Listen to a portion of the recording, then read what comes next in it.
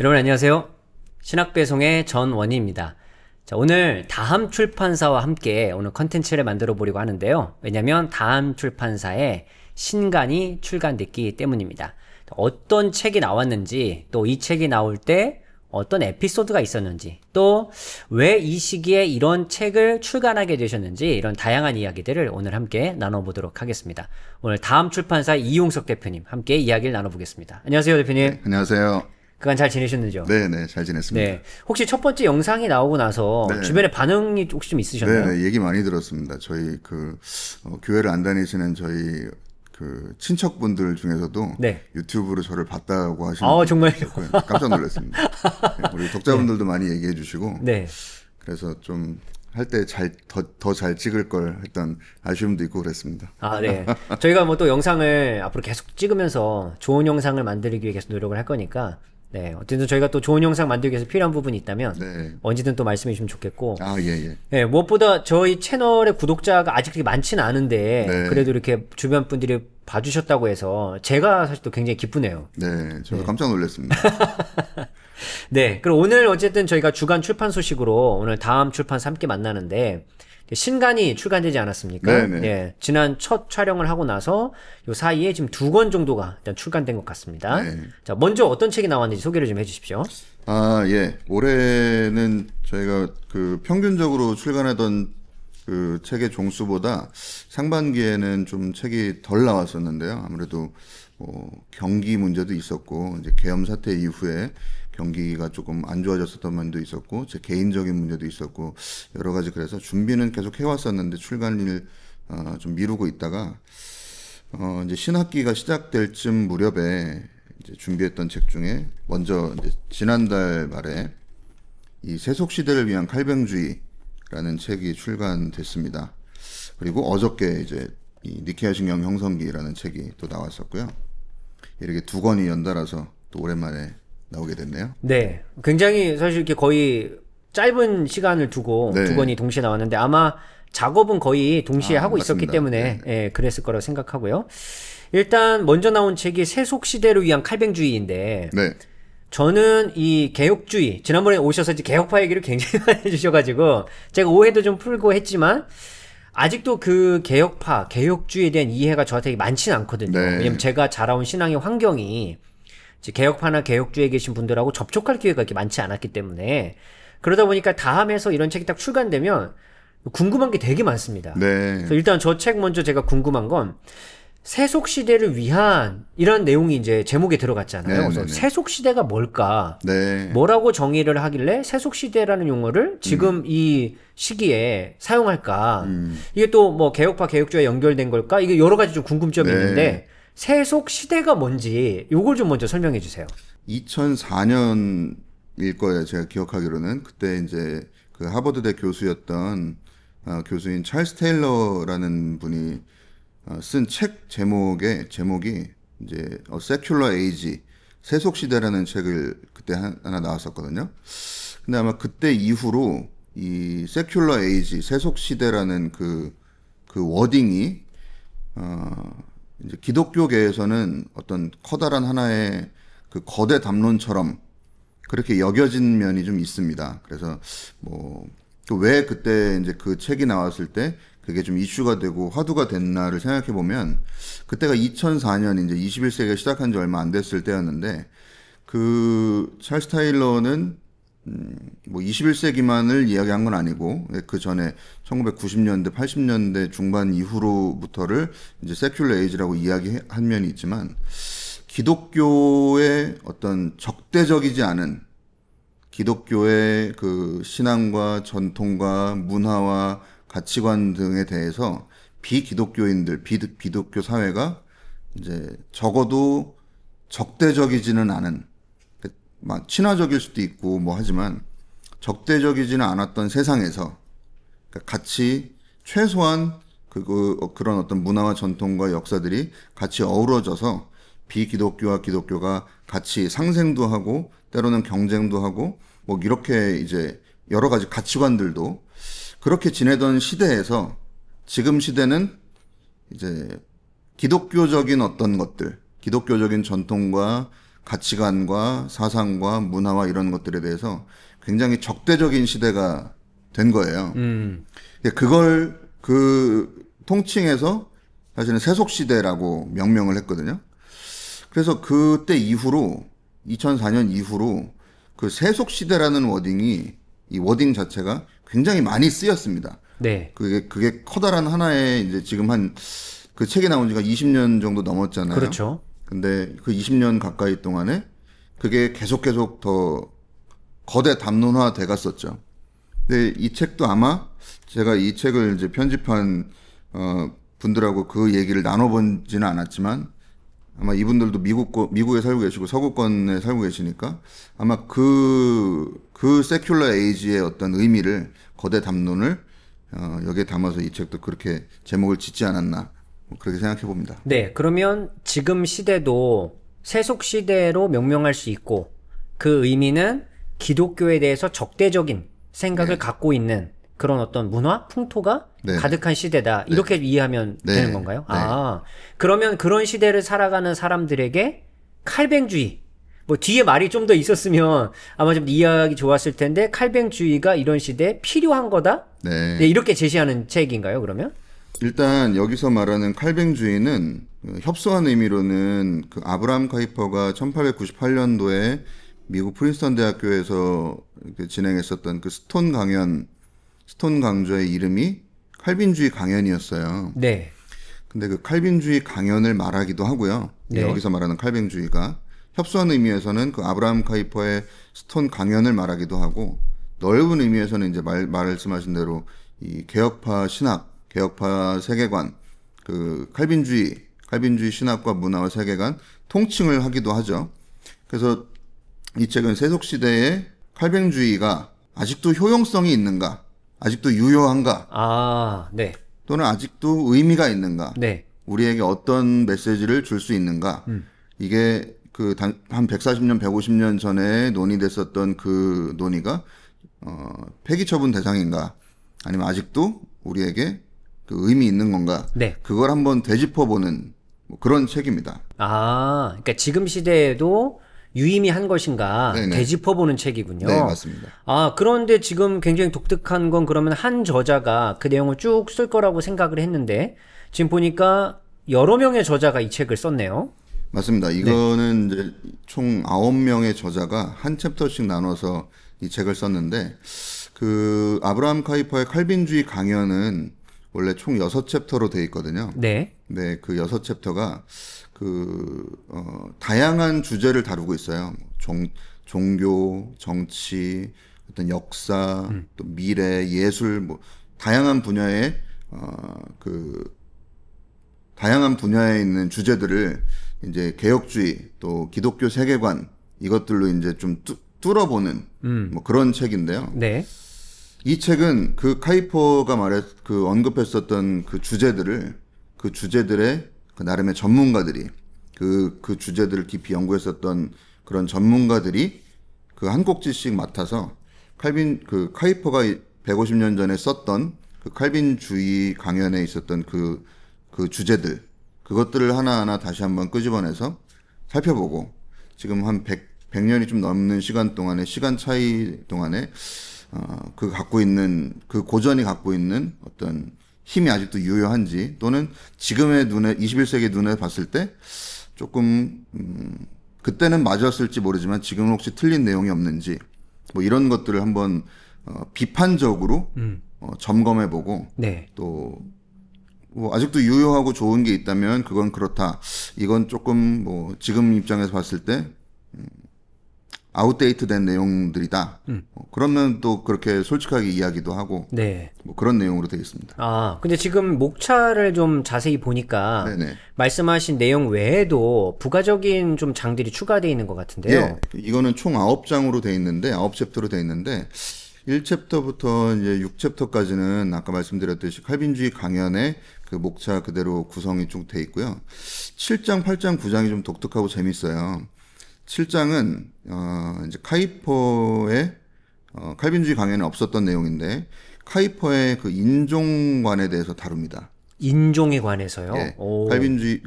카이퍼가 그 인종 문제에 대해서 어떤 스탠스를 갖고 있었고 또 어떤 입장을 갖고 있었고 왜냐하면 카이퍼는 또 정치인이었잖아요. 네. 그래서 어떤 말을 했었는지 이것들을 그 카이퍼 전공자 중에 이제 이 신칼빈주의 신학자 중에 빈센트 메이코트라는 이제 흑인 신학자가 있는데 네. 그분이 이제 카이퍼의 실제 그 1차 자료들, 카이퍼의 문헌 그리고 했었던 말, 또 뭐 기고했었던 내용, 인종들에 대한 그 여러 가지 카이퍼의 1차 자료들을 다 모아서 카이퍼를 비판하죠. 아, 비판을 하는군요. 잘못한 네. 면들이 분명히 있더라고요. 네. 카이퍼가 앞에서는 이렇게 말하고 뒤에서는 다르게 말한 면도 있었고 실제로 인종 문제에 대해서 어떻게 이 사람이 생각했었는지 그리고 우리가 그것들을 어떻게 극복해 나가야 되는지 그거를 카이퍼의 인종 문제를 그 인종 문제에 대한 카이퍼의 약점들을 카이퍼의 세계관으로 비판을 하고 뭐 그런 면에서 7장이 조금 인종 문제가 재밌었고요. 네. 8장은 그 번역 문제를 좀 다뤄요. 번역 문제요. 예. 예. 카이퍼가 썼던 그 칼빈주의 강연은 카이퍼는 네덜란드 사람이었잖아요. 네. 근데 그 칼빈주의 강연을 실제로 강연했던 곳은 미국이었거든요. 네. 미국 그 프린스턴 대학교에 이제 스톤 강좌에 초청받아서 거기서 강연했던 내용이 칼빈주의 강연이었는데 그렇기 때문에 이제 카이퍼가 그 원고를 네덜란드어로 쭉 쓰고서 영어로 번역을 합니다. 네. 근데 번역을 2번을 하는데 한 번은 네덜란드에서 이제 영어를 잘했던 어떤 분한테 그 의뢰를 해서 번역을 하고 네. 또 네덜란드 원고를 미국으로 먼저 보내서 네. 미국의 프린스턴 대학교에 있었던 뭐 게알더스 보스나 비비 워필드 같은 이제 네덜란드계 미국 신학자들이 또 번역을 하기도 해요. 어쨌든 그러면서 그 원고가 네덜란드어 원서의 원고와 그 영어로 번역된 번역 원고에 때로는 미세하게, 때로는 굉장히 크게 네. 차이가 나는 부분들이 있거든요. 네. 그리고 그게 초반에도 그것 때문에 카이퍼 당시에도 약간의 그 문제가 있었는데 그게 이제 100년이 넘어가고 지금 뭐 한 140년, 50년 되다 보니까 그 간극이 이제 또 좀 커졌던 거죠. 네. 그래서 네덜란드에서 읽히는 그 카이퍼의 칼빈주의 강연과 미국에서 영어로 읽히는 칼빈주의 강연 사이에 간극이 있었던 거예요. 아. 네. 근데 그거를 이제 신칼빈주의 신학자인 네덜란드 출신의 조지 하링크 교수가 그것도 이제 굉장히 다 1차 자료들을 다 수집을 해서 왜 이런 문제가 생겼고 네. 그 문제의 핵심이 뭐냐 그리고 어떤 차이가 있느냐 이런 것들을 이제 학적인 측면에서 또 다뤘죠. 저는 이제 개인적으로 그 아브라함 카이퍼의 칼빈주의 강연을 그 네덜란드어로 번역 출간을 해봤잖아요. 네. 그리고 그 전에 다른 뭐 한 몇몇 출판사에서 이미 또 그 중역본으로 네. 영역본으로 칼빈주의 강연이 나와 있었던 것들을 봐왔고 그러다 보니까 이제 제가 그 네덜란드어로 출판했을 때 그 차이점들을 보면서 좀 재밌어했던 적이 있었거든요. 네. 예를 들면 칼빈주의 강연의 첫 번째 챕터 제목이 네덜란드 원서에는 칼빈주의와 역사입니다. 네. 역사 속 칼빈주의예요. 네덜란드 원래 원본에서는요? 원본에서는. 네. 그래서 그 칼빈주의가 이제 개혁파 신학이 기독교 역사 속에서 어떤 의미가 있었는가 또는 역사 속에 어떻게 작용해 왔는가. 그 원래 개혁주의라는 게 그냥 단순히 어떤 부르짖는 슬로건이나 신학 사상 이런 게 아니라 그 역사 속에서 이 수천 년 교회 역사 가운데 그리스도인들이 살아오면서 자기들의 기독교성을 드러냈던 기독교 신앙과 기독교적 삶을 드러냈던 그런 체계로서 기능했다. 뭐 이런 그런 내용이 담겨져 있어요. 역사 속 칼빈주의라는 건. 네. 근데 거기서 이제 등장하는 단어가 삶의 체계로서 역할을 했다. 이게 이제 내용에서 등장하거든요. 네, 네. 근데 영역본의 칼빈주의 강연은 그 첫 번째 챕터 제목이 삶의 체계로서의 칼빈주의입니다. 아, 원래 이쪽에 내용에 들어 있었던 건데. 내용에 들어 있었던 예, 건데. 예. 역사 속 칼빈주의와 삶의 체계로서의 칼빈주의는 다르잖아요. 네. 근데 왜 이렇게 달라졌냐? 이런 게 좀 궁금했었거든요. 네. 그러면서 이제 중역본에 이게 뭔가 한계인가 또 다른 점이네. 뭐 이게 이제 하나의 단적인 예를 든 건데 그렇게 원서 직역본과 원어 직역본과 중역본에는 분명히 차이가 있었어요. 네. 근데 그거를 이제 8번째 챕터에 이번에 나온 이 책에 네. 그 조지 하링크가 이제 그 문제의 원인과 뭐 이유와 이런 것들을 좀 잘 다루고 있죠. 대단하신 분이네요. 그래서 좀 저는 나름대로 개인적으로는 좀 재밌었고 이게 다른 분들한테도 재밌을지 모르겠지만 그리고 네. 마지막으로 이제 네. 9번째 챕터인데요. 제가 네. 이 9번째 챕터는 좀 각별한 의미가 있습니다. 이 책을 번역하신 분이 신구원 교수님인데, 네. 요 옆에 있는 그 총신대학교에서 이제 신학과에서 오랫동안 학생들을 가르치시고, 저도 이제 제가 제자이기도 하고요. 지금 이제 은퇴하신 우리 신구원 교수님께서 이 책을 번역하셨는데, 이분은 뭐, 많은 분들이 아시겠지만, 평생을 그 문화면역주의 기독교 세계관을 가르치셨고, 그걸 또 연구하셨고, 이 카이퍼의 사상, 그리고 카이퍼가 말하는 칼빈주의 그 기초한 그 세계관, 이것들을 기독교 세계관을 계속 연구하시고 뭐 이랬던 분이라 사실 이 책을 번역하시는데 굉장히 적임자였어요. 그리고 제가 우리 교수님한테 이거 좀 해달라고 부탁드리고 제안 드렸을 때 너무 흔쾌히 관심 가져주시고 이제 번역을 다 하셨는데 네. 번역만 하시고 이제 이게 좀 아쉬운 거죠. 하다못해 역자 서문 정도라도 교수님한테는 부탁을 드렸었거든요. 네. 교수님도 이 책을 이 책에 이런 주제에 대한 전문가신데 번역만 하신 게 좀 제가 봐도 좀 아쉬운 것 같아서 뭐 역자 서문이라도 간단하게 좀 써주실 수 없으시겠습니까? 이렇게 한번 부탁을 드렸더니 교수님이 그러면 그것보다도 이 책은 이제 이 책의 내용이 칼뱅주의가 지금 이 세속시대에 어떤 의미가 있는가 이런 책이잖아요. 네.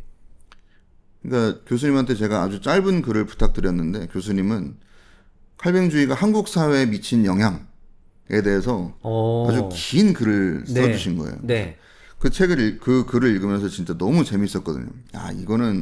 그거는 정말로 그 분야를 평생 동안 연구해 오신 대가이시기 때문에만 쓸 수 있는 그런 글이었어요. 그래서 네.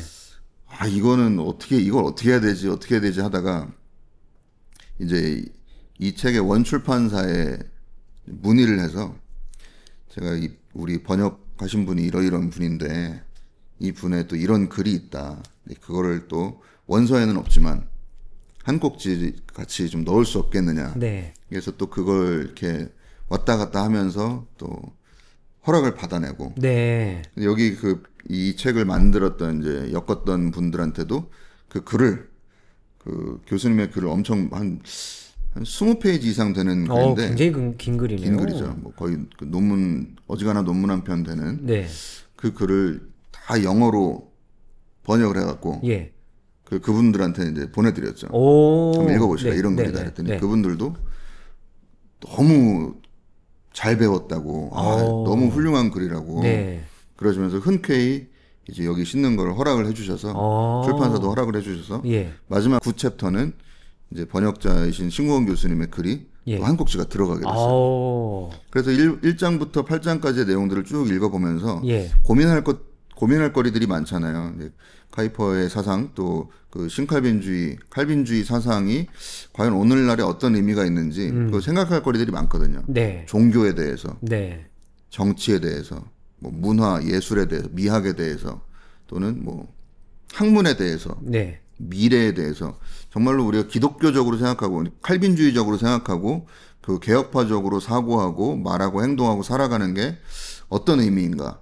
그리고 140년 전에 그 논의가 지금까지 이렇게 의미를 갖고 또 힘을 갖고 또 그게 영향을 끼칠 수 있는 그 기저에 있는 어떤 의미는 뭔가 이런 것들을 막 사고하면서 생각하면서 읽을 수 있는 책인데 그렇게 쭉 읽다가 마지막에 이제 9장에 와서 우리가 지금 이제 밟고 지내고 있는 이 한국 기독교의 저변에 그 밑에 내가 알게 모르게 그 칼빈주의의 어떤 세계관, 칼빈주의의 기초가 정말 많이 깔려 있었구나. 그런 것들을 이제 9장을 읽으면서 확인하면서 그렇게 마무리해서 좀 저는 굉장히 의미가 있었고 그냥 기독교인으로서 조금 기독교성을 고민하시는 독자들 분들은 이 책을 읽으면 이게 내가 칼빈주의자가 아니더라도 이 책을 읽으면서 기독교성에 대해서 내가 갖고 있는 기독교 신앙이 내 삶과 어떤 의미가 있는가 뭐 어떤 사람은 이제 주일에는 크리스찬으로, 뭐 평일에는 그냥 난 크리스찬으로 이렇게 살아가는 경우도 있을 거고, 그 크리스찬리티가 그 기독교 정체성이 내 삶 구석구석을 다 이렇게 좌지우지하거나 영향을 주지 못하면서 살아가는 신자들도 있을 거고, 또는 그렇게 하려고 노력하지만 잘 안 되는 분들도 있을 거고, 어쨌든 신앙에 대해서 고민하시는 어떤 그 그리스도인들이라면 개혁파 신자가 아니어도 이 책을 읽으면서 그 기독교성이라는 게 나와 우리의 삶과 그 우리 사회, 시대 여기에 이제 어떤 의미여야 하고 또는 어떤 의미를 갖는지 뭐 이런 것들을 깊게 생각해 볼 수 있는 그런 기독교 세계관의 책입니다. 네, 근데 지금 저한테는 굉장히 의미 있다고 생각하는 게 이제 마지막 9장에 신공규 교수님께서 쓰신 그 내용이 앞에 있는 내용들은 결국 이분들은 뭐 네덜란드 아니면 미국 뭐 여기 좀 우리와는 다른 문화권에서 살아가는 분들이 어떤 이런 칼뱅주의를 생각해 본 그런 내용일 텐데 시공건 교수님은 어쨌든 딱 한국의 상황에서 지금 우리와 비슷한 상황에서의 이 내용들이 어떤 뭐 유용성이 있나 가치가 있을까를 생각해 보신 그런 내용이잖아요. 그러니까 네. 훨씬 더 우리 맥락과 연결이 돼 있으니까 공감대 형성도 되고 네. 너무 좋을 것 같아요. 네. 저도 사실 그 이제 기독교 신앙이 또 좁게는 이렇게 칼빈주의 신앙이 우리 사회, 이 한국 사회, 21세기 한국 사회에 또 어떻게 이 접점이 되어야 하는가, 또 어떻게 접점이 될 수 있을까. 그러니까 기독교적으로 생각하고 말하고 행동하고 살아가는 것이 지금 이 21세기 한국 사회, 세속화된 한국 사회에서 또 어떻게 영향을 미치면서 어우러질 수 있을까? 어떤 좋은 점을 보이면서 그것이 선한 영향력으로 살아갈 수 있을까? 우리가 뭐 남들이 다 진화론을 얘기하는데 창조론을 얘기하면 되게 손가락질 당하고 야, 아직도 저런 얘기하냐 이렇게 받을 수도 있지만 그걸 떠나서 그걸 넘어서서 정말로 다른 사람들이 못하는 뭐 이웃사랑, 소외된 이웃들을 내 몸처럼 사랑하는 일들, 예를 들면 그런 것들이 사실 기독교성 중에 하나잖아요. 네, 맞습니다. 이런 것들을 우리가 그 실천하고 살아갈 때 각각의 어떤 영역에서 각각 사회 분야에서 그게 어떻게 그럼 실제적으로 꼽히면서 살아갈 수 있을까 이런 것들을 좀 고민하거든요. 네. 그래서 사실은 이건 이제 외국 사람들이 지적하셨듯이 외국 사람들이 쓴 책이지만 한국에 있는 그런 전문가들 또는 뭐 전문가들이 아니어도 그런 신앙을 담지하고 그 신앙을 바탕으로 살아가려고 노력하시는 그런 분들, 그리고 각각 자기가 속해 있는 영역과 분야에서 이것들을 자꾸 접목시키고 그렇게 하려고 노력하시는 분들이 이런 책을 좀 쓰셨으면 좋겠어요. 그래서 추천사에도 신학자들만 제가 추천사를 받지 않고 네. 신학자 한 분, 그리고 이 기독교 신앙을 갖고 계시면서 또 과학자 한 분, 칼빈주의 신앙을 계속 갖고 계시면서 평생 이제 학생들 미술을 가르치시고 또 작업해 오셨던 그런 교수님, 네. 또 미학을 공부하셨던 가르치셨던 교수님 한 분, 뭐 이런 식으로 이제 각각의 영역에 계시는 분들한테 일부러 추천사를 받았거든요. 네. 그런 마음을 담아서 사실 그렇게 했었던 면이 있습니다. 네, 감사합니다. 제가 뭐 중간중간 여쭤보고 싶은 게 있었는데 이미 말씀하시면서 다 이제 이야기를 해주셔가지고 아마 이야기를 자세히 듣다 보면 어떤 분들에게 이 책이 필요하겠구나. 그리고 이미 다 아실 것 같아요. 네. 그리고 또 책의 주제가 어떤 내용을 담고 있구나도 충분히 좀 이해가 될 수 있을 것 같고요. 그래서 세속시대를 위한 칼뱅주의. 이 소개는 아마 이미 대표님께서 말씀하신 걸로 충분할 것 같고, 두 번째 책을 이제 소개를 받고 싶은데, 이 책은 굉장히 제가 또 기대했던 책입니다. 네. 기다리고 있었던 책이고. 간단하게 일단 어떤 책인지 먼저 소개를 좀 해주십시오. 두 번째 책은 이제 그 니케아 신경 형성기라는 책입니다. 책 제목이 다 담고 있는데 그 니케아 신경, 우리가 보편교회 신앙 고백으로 많이 사용하고 있는, 그리고 많이 외우고 또 고백하고 있는 니케아 신경이 어떻게 만들어졌는지 그걸 역사적으로 이제 잘 추적한 그런 책이거든요. 그래서 제목을 형성기라고 담았는데, 그 니케아 신경은 이제 신앙 고백이잖아요. 신조이고 신경이잖아요. 맞습니다. 근데 많은 분들이 사실 니케아 신경 이 제목에 들어가기 때문에 교리책인 줄 아마 아시는 분들, 그렇게 예상하시는 분들이 많을 거예요. 네, 그럴 것 같습니다. 굉장히 지루할 것이다. 이렇게.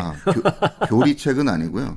그 교리가 어떻게 형성됐는지, 어떻게 그렇게 채택이 되고 정형화됐는지의 그 막전 막후의 상황들을 역사적으로 추적한 책이라 그냥 이야기 책이에요. 뭐 역사 소설이나 추리 소설과 오히려 닮아 있습니다. 올해가 이제 니케아 공의회가 열린 지 1700년이 되는 해거든요. 엄청난 해입니다, 진짜. 네, 그래서 기독교 역사적으로 봤을 때 굉장히 의미가 있고 중요했던 뭐 그런 해죠. 맞습니다. 이 여기서 말하는 기독교라는 건 개혁파 교회 또는 뭐 복음주의 교회 또는 개신교만을 말하는 게 아니고 정말 기독교, 예수님을 구주로, 예수님을 하나님의 아들로, 하나님으로 그 믿는 신앙을 가진 모든 신앙인들, 그 종교에 있는 사람들을 기독교라고 부를 때 그 기독교인들한테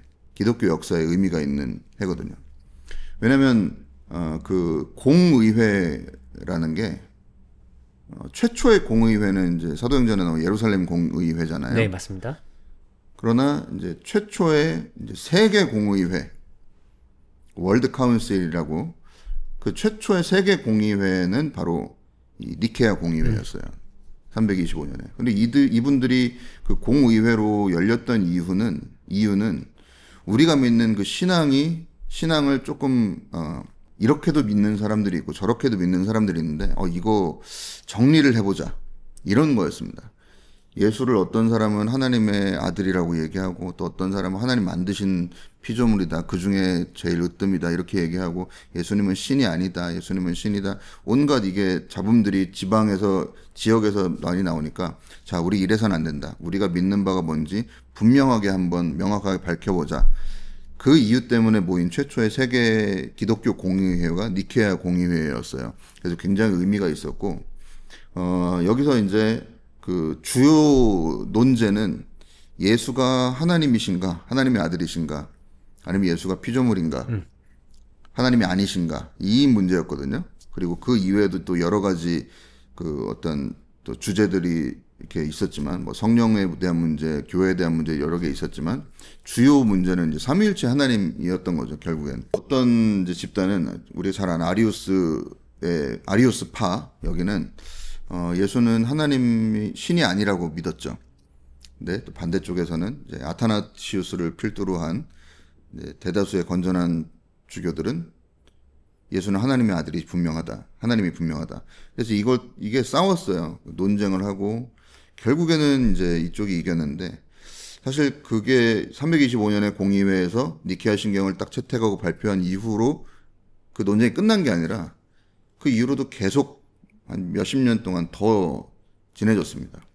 그래서 그걸 또 더 논쟁을 하고 논의를 하고 싸우고 이렇게 밝혀내고 하다가 56년이 지난 381년에 이제 그 콘스탄티노플에서 다시 모여서 다시 공의회를 했는데 그게 이제 니케아 콘스탄티노플 공의회라고 불리죠. 381년에 거기서 그 56년 전 325년에 니케아 공의회에서 발표했었던 니케아 신경을 조금 더 보완하고 업그레이드해서 니케아 콘스탄티노플 신경이라는 걸 발표를 해요.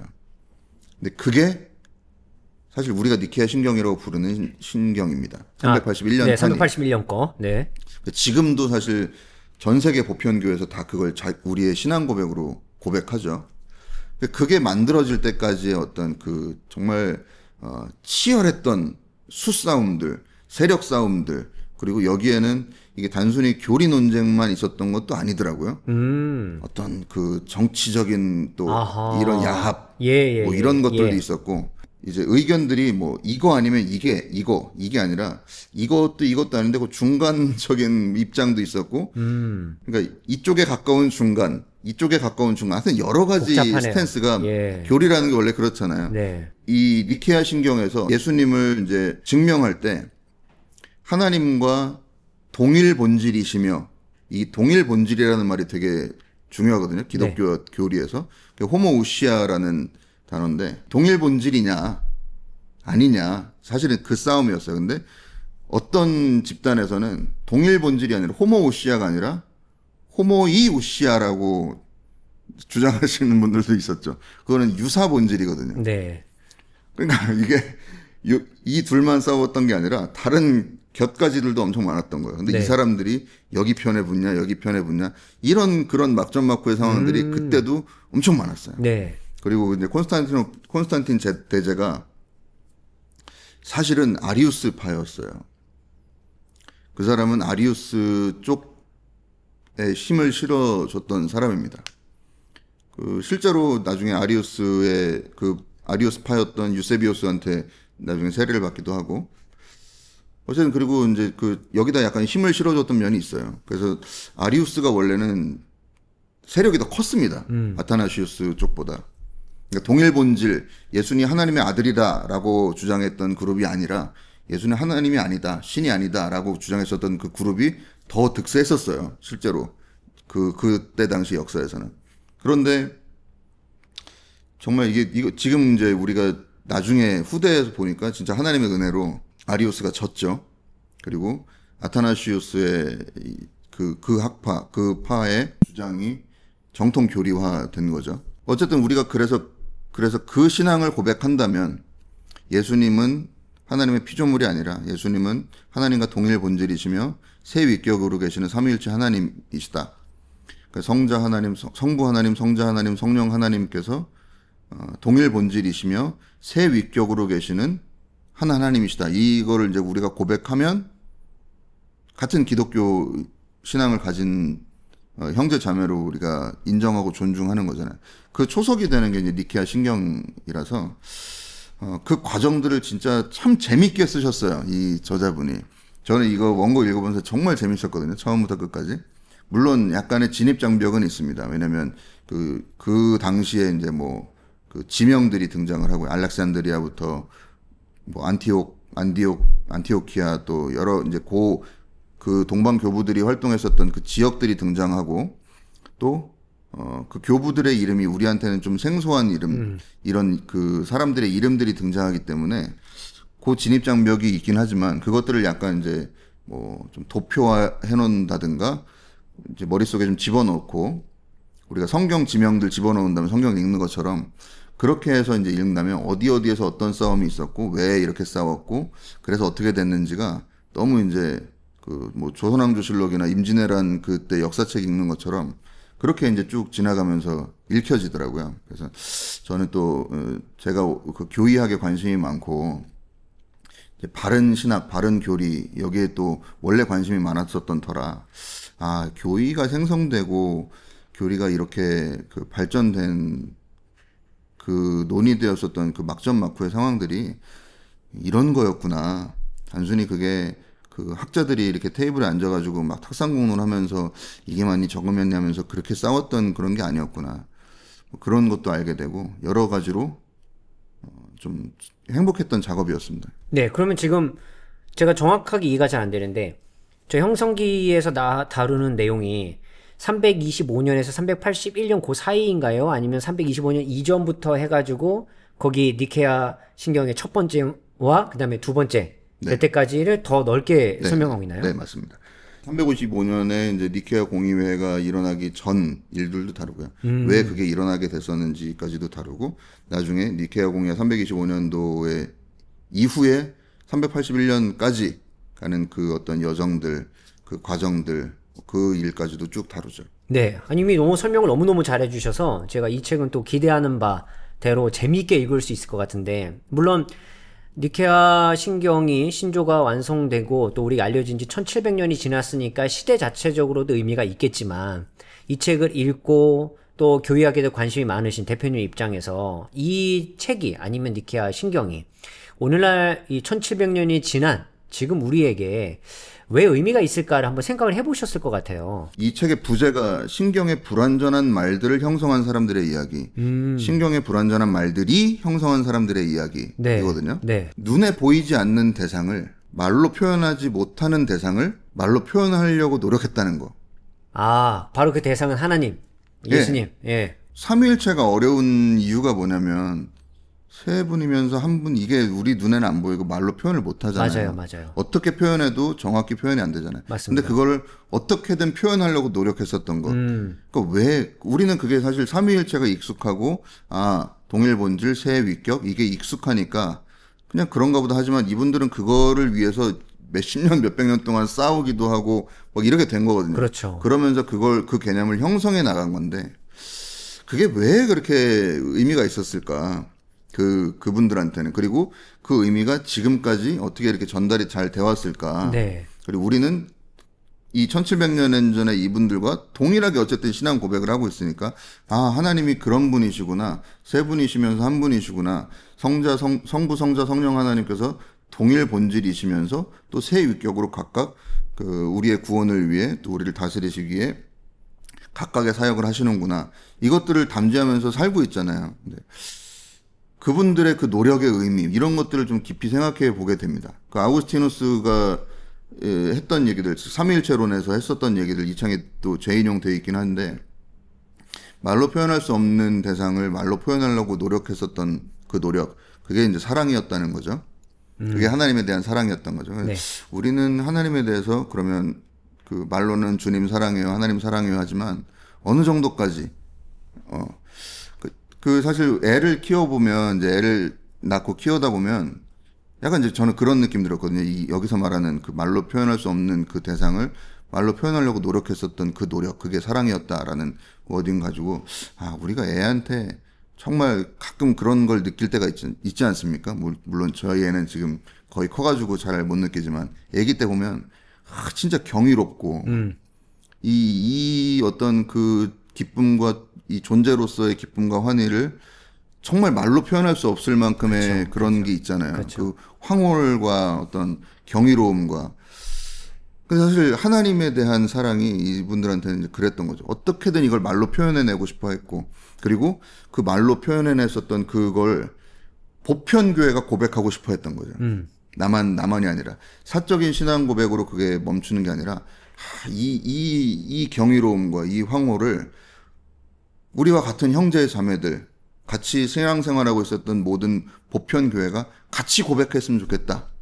그런 마음이었었던 거예요. 그래서 그런 생각을 하니까 되게 이 진짜 기독교의 역사성, 기독교라는 게 진짜 역사적인 종교고 하나님께서 수천 년 그 교회 역사 가운데 정말로 그 일관된 어떤 이 통치 원리와 또 질서를 가지시고 교회의 순수성과 또 보편성을 잘 인간적인 면에서는 우여곡절이 있었지만 잘 이렇게 유지해 가셨구나.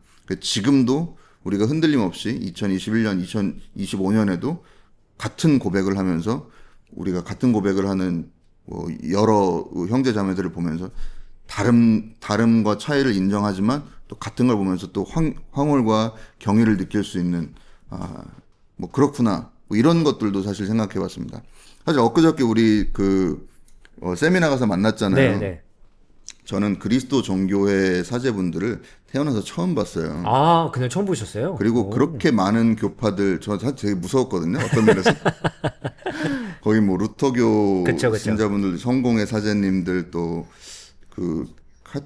로마 카톨릭 사제분들도 계셨었나요? 그리고 여러 이제 정말로 말 그대로 그 교회 일치 운동하시는 NCCK 이 분들 많이 계셨는데 그분들 세미나 하시고 발제하시고 논찬하신 걸 들어보면서 저는 확실한 차이도 느꼈습니다. 네. 특히 이제 그리스 정교회 그 사제님이 하셨던 말씀 들으면서 되게 의아하고 막 이랬던 면도 많았는데 그럼에도 불구하고 결국에는 이 같은 신앙을 어쨌든 고백하는 그 뿌리가 있구나.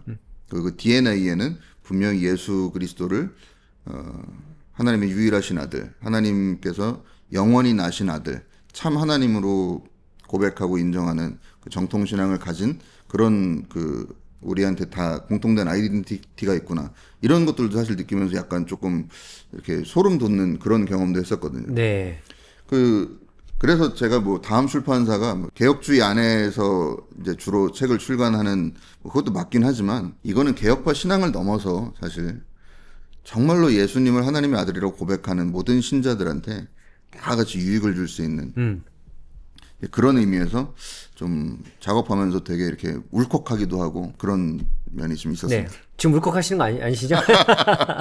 네. 그럼 우리 이 두 책을 또 기대하시고 계신 독자분들에게 마지막 한 말씀 부탁드립니다. 올해는 또 여러 가지 이유로 책 출간이 좀 어려웠었습니다.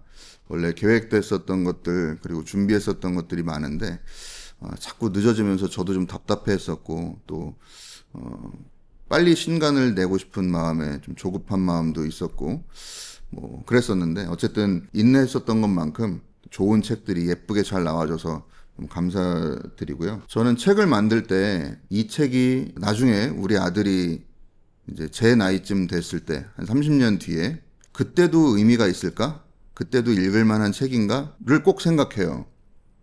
그래서 그때 그게 자신이 없으면 또 다시 한번 생각해보고 또 출간을 안 하기도 하고 그렇습니다. 이 책이 잘 팔릴까? 돈을 좀 벌까? 하는 걸 생각을 해야 되는데 그런 것보다는 유익할까?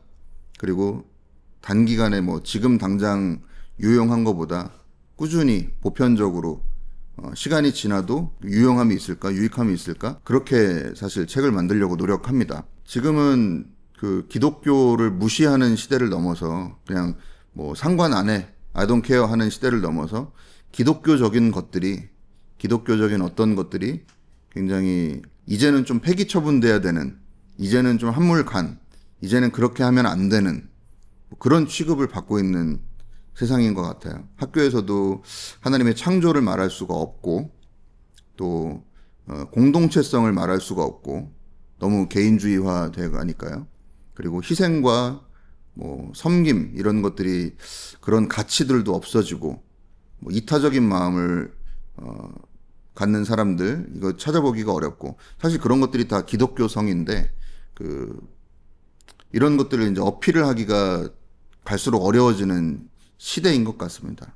그런 의미에서도 지금 시대를 세속시대라고 부르기에 충분한데 여기에서 우리가 가진 그 기독교 신앙이 갖는 역할과 그 의미가 그리고 그것이 주는 영향이 어떤 것인가를 좀 깊게 생각해 보는 게 우리 신앙에 분명한 도움이 좀 될 것 같고 그리고 그런 고민들이 우리의 삶을 분명히 이롭게 하고 또 우리 교회를 주님의 교회를 풍성하게 만들고 또 이 사회를 또 좋게 이끌어가는 그런 역할을 할 거라고 생각합니다. 니케아 신경 형성기를 만들면서는 정말 어느 때보다도 그 보편교회에 대한 생각을 많이 했었는데 우리가 자꾸 이제 이 섹터를 나누고 너는 뭐 알미니안, 나는 칼빈주의, 너는 뭐 어디, 나는 어디 그것도 의미가 있지만 그렇게 분명히 내가 믿는 그 신앙을 분명히 세워가는 그런 일들도 의미가 있지만 우리가 모두가 친구일 수는 없지만은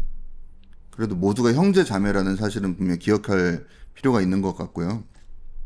그런 의미에서 이 공간적으로 또는 신학적으로 또는 역사적으로 그동안 예수님을 주님으로 영접했었던 그 예수님을 하나님의 아들로 믿었었던 그런 신앙을 가졌던 수많은 우리의 신앙의 형제 자매들 2000년 전에 있었던 형제 자매들 500년 전에 있었던 형제 자매들 이분들과 같은 하나님 앞에서 같은 하나님을 고백하고 같은 삼위일체 하나님을 인정하고 노래할 수 있는 그런 신경을 주셨다는 것 그런 이 공교회의 신앙 고백을 주셨다는 것 이것이 하나님께서 정말 주님의 교회를 사랑하셔서 그 성도들을 사랑하셔서 주신 선물이라고 생각하고 그 선물이 담겨 있었던 역사적인 배경들 그리고 그것이 형성되기까지 그것이 채택되고 발표되기까지에 있었던 수많은 인간적인 갈등들 역사적인 일들 이런 것들을 하나하나 추적하면서 또 그 의미들을 새길 수 있어서 참 좋았습니다. 어쨌든 이 두 책을 통해서 유익이 좀 있으셨으면 좋겠고요. 무엇보다도 우리가 갖고 있는 신앙이 어떤 색깔인지 또 어떤 의미가 있는지 그것이 내 삶과 또 내 말과 행동과 생각에 어떤 영향을 줄 수 있는지 그것들을 고민하게 하는 그런 기회가 되는 책이었으면 합니다. 네, 감사합니다. 우리 지난번에도 다음 출판사와 함께 이야기를 나눴지만 오늘 이 두 책은 왠지 대표님과 이야기를 나누는데 두 책 다 울컥하시는 것 같아요. 굉장히 대표님의 어떤 마음과 감정이 많이 공감된 그런 책이 아닐까 저는 오늘 인터뷰하면서 좀 느끼게 됐는데요. 여러분께도 좋은 고민 지점들 또 좋은 생각 지점들 그래서 무엇보다 여러분에게 유익한 책이 되었으면 좋겠습니다. 저는 다음에 또 다른 출판사의 신간 소식을 가지고 여러분을 찾아뵙도록 하겠습니다. 우리 다음 출판사의 책들 많이 응원해 주시길 바랍니다. 감사합니다. 감사합니다.